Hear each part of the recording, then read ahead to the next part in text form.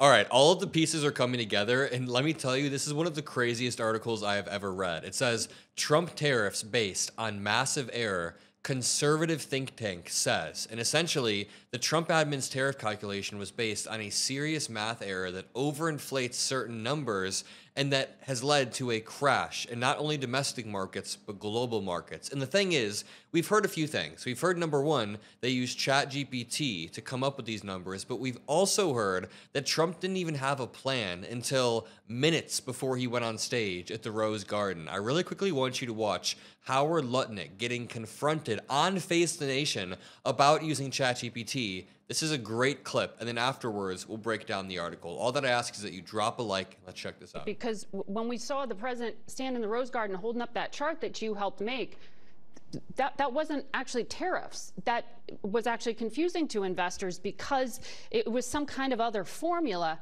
and the countries themselves seemed kind of random. Like, why are the Heard and McDonald Islands, which don't export to the United States and are quite literally inhabited by penguins, why do they face a 10% tariffs? Did you use AI to generate this? No, the penguins are ripping us off. How do they not know this? No, the idea, look, the idea is why there are they no on the countries list? left off. Because the idea, what happens is, if you leave anything off the list, the countries that try to basically arbitrage America go through those countries to us. Any country, like we had tariffs, the president put tariffs on China, right, in 2018, and then what China started doing is they started going through other countries to America. Right. They just built through other countries through America. And so the president knows that, he's tired of it, and he's going to fix that. So basically he said, look, I can't let any part of the world be a place where China or other countries can ship through them. So he ended those loopholes, these ridiculous loopholes, and now what he's trying to say is, I'm going to fix the trade deficit of the United States of America. It's a national security issue. We need to make medicine. We need to make semiconductors. We need to make ships. We need to have steel and aluminum. Come on. We need the greatness of America to actually be built in America. And he's... Yes, but there are a few things that are incredibly wrong with this. First of all, if you want things to be made in America, you got to leave 2 years before the tariffs take place to actually allow companies to move here. And they have to know that the tariffs are going to stay with absolute certainty, because why would they move manufacturing here if Trump's going to remove the tariffs? Since he placed the tariffs, he has said that they are negotiable. Then he said they're not, but then he said they are negotiable again. So his flip-flopping is making everything uncertain. And I think this person in the replies hits the nail on the head. They said a couple of things. The importer of record bears the responsibility for accurate import documentation and duty/tariffs. If a country/importer uses the islands or any other country as a loophole, meaning they are making a fraudulent assessment of country of origin, then CBP should easily be able to flag the shipment and reject it. 2, given the islands do not have humans or manufacturing, this gets even easier, as anyone attempting to use an uninhabited island or land as the country of origin on an imported shipment should be flagged and rejected, so there's no reason to tariff the penguins. This actually brings up a really good point on the lack of controls in place to prevent fraudulent country of origin declarations on imports, as this concern has existed for years. There are ways to reform this process, but that's not what Trump's doing.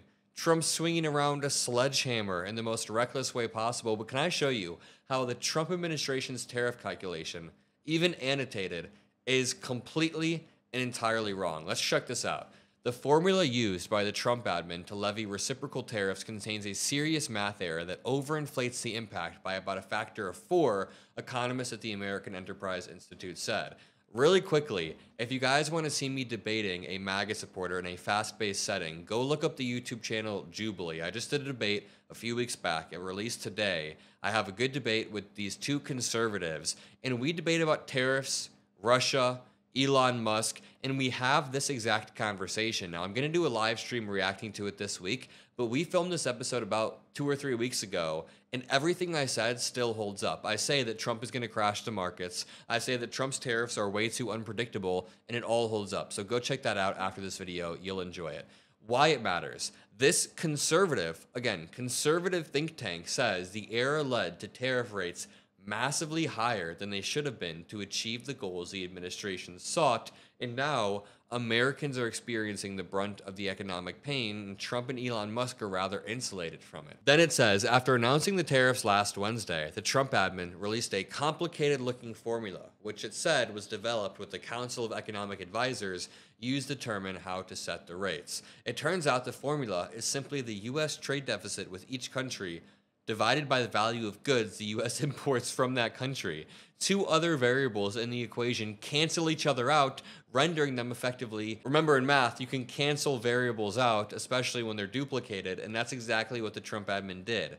It is entirely incoherent. How it works. One of the variables relates to the, quote, elasticity of import prices with respect to tariffs, which is to say, how much import prices move as tariffs are applied. Okay, so they lay out exactly what's wrong with the formula, but let me just summarize what the Trump admin did with the tariffs that they called reciprocal, but they're not reciprocal whatsoever. This fancy-ass formula, number one, cancels out, but it also inflates tariff rates by 4 times. So just to put things simply, the Trump admin used the wrong kind of price change in the formula. Instead of using the price when it's imported, they used the price after it hits the stores in this formula. That's like calculating how fast a car goes, but using the speed of the person walking to the car dealership in the calculation. It makes no sense.